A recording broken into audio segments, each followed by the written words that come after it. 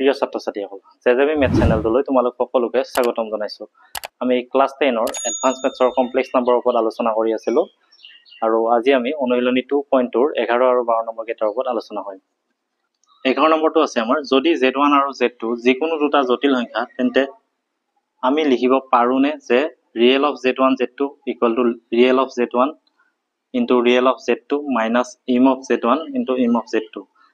এইটো চাবা এতিয়া let Z1 equal to আমি a plus ib বুলি ললো আৰু Z2 equal to c plus id। এতিয়া ইয়াৰ ৰিয়েল পাৰ্টটো কোনটো হ'ব? এইটো তাৰমানে ৰিয়েল অফ Z1 হ'ব তোমাৰ a আকৌ ইম অফ Z1 তাৰমানে ইমাজিনাৰী পাৰ্টটো কিমান হ'ব b আৰু ৰিয়েল অফ Z2 টো হ'ব তোমাৰ মানে বাস্তৱ অংশটো c হ'ব আৰু ইমাজিনাৰী অংশটো তোমাৰ d হ'ব। এতিয়া Z1 into Z2 টো চাবা প্ৰথমতে। নাও Z1 into Z2 Z1 মানে আমি a plus ib লৈছো আৰু Z2 মানে c plus id। এতিয়া তোমাৰ এইটোৰ লগত এইটো পূৰণ হ'ব ac এইটোৰ লগত এইটো পূৰণ হ'ব aid plus এইটোৰ লগত এইটো পূৰণ হ'ব ibc আৰু এইটোৰ লগত এইটো পূৰণ হ'ব i square bd। তাৰমানে তোমাৰ ac plus i কমন ললে ad plus bc হ'ব আৰু i square মানে -1 তাৰমানে এইটো -bd অৰ্থাৎ ac minus bd আমি একেলগে লিখিলো plus i whole into ad plus bc। এইটো তোমাৰ z1 into z2। এতিয়া z1 into z2 equal to আমি এইখিনি পালো। এতিয়া এইটো বাস্তৱ অংশ এইটো কাল্পনিক অংশ হ'ব। এতিয়া তোমাৰ real part of z1 z2 কিমান হ'ব?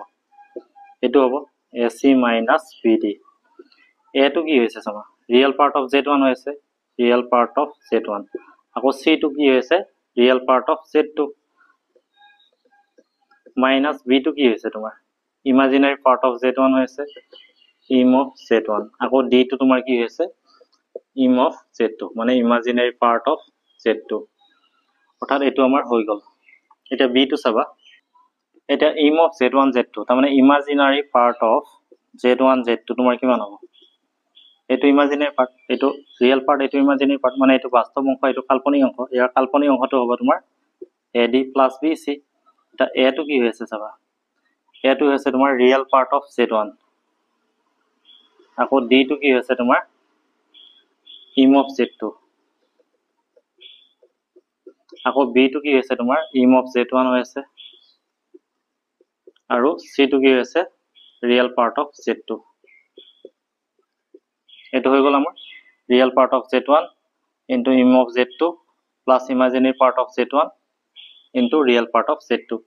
11 নম্বৰটো হৈ গ'ল। আমি এতিয়া চাম 12 নম্বৰটো। 12 নম্বৰটো আছে আমাৰ যদি p plus iq equal to alpha plus i by alpha minus i তেন্তে alpha q equal to 1 plus p। আমি প্ৰথমতে 1 নম্বৰটো কৰি লওঁ। আমাৰ p plus iq equal to আছে alpha plus i by alpha minus i। এতিয়া তোমাৰ তলৰ i টো নোহোৱা কৰা alpha minus i আছে ইয়াতে alpha plus i ৰে পূৰণ কৰা ওপৰটো alpha plus i পূৰণ কৰিব লাগিব তাৰমানে alpha plus i whole square হৈ যাব। এইটো তোমাৰ alpha square minus i square হৈ যাব a square minus b square formula. এইটো a plus b whole square formula twice alpha i plus i square হৈ যাব। এইটো তোমাৰ alpha square i square মানে -1 গতিকে -7 আছে +1। এইটো alpha square i square মানে -1 এইটো আগত লিখিছো plus twice alpha i অৰ্থাৎ এইটো আমি alpha square -1 by alpha square +1 লিখিব পাৰো আৰু i টো ইয়াত দিলে twice alpha by alpha square +1 p plus iq। এতিয়া আমি যদি দুইটা সাইড তুলনা কৰো comparing real and imaginary part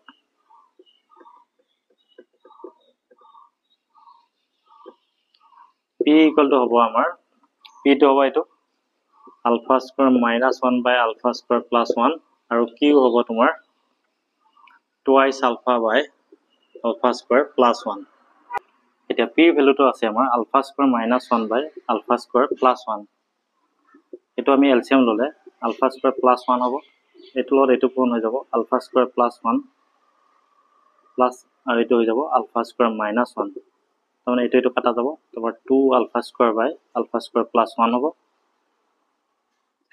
আৰু আমি এটা যদি আলফা ইয়াত লওঁ ইয়াত হ'ব 2 আলফা বাই আলফা স্কোৱাৰ প্লাছ 1 এইখিনি মানে তোমাৰ কিমান আছে এইটো মানে কিউ আছে এইটো অৰ্থাৎ এটাকে আমাৰ আলফা কিউ ইকুৱেল টু আমি 1 প্লাছ পি পালোঁ এক নম্বৰটো হৈ গ'ল এতিয়া চাবা দুই নম্বৰটো এতিয়া দুইটো চাবা x plus i y equal to a plus i b whole square আছে এতিয়া ইয়াৰ সংযুগ্ম কি হ'ব x minus i y equal to a minus i b whole square হৈ যাব এতিয়া তুমি দুইটা যদি পূৰণ কৰি দিয়া এইটো এক নম্বৰ এইটো দুই নম্বৰ 1 into 2 কৰি দিলে কিমান হ'ব x plus iy whole into x minus iy হৈ যাব আৰু এইটো তোমাৰ a plus ib whole square into a minus ib whole square হৈ যাব এইটো তোমাৰ a plus b whole into a minus b x square minus iy whole square এইটো তুমি স্কোয়াৰটো এনেকা লিখিব পাৰা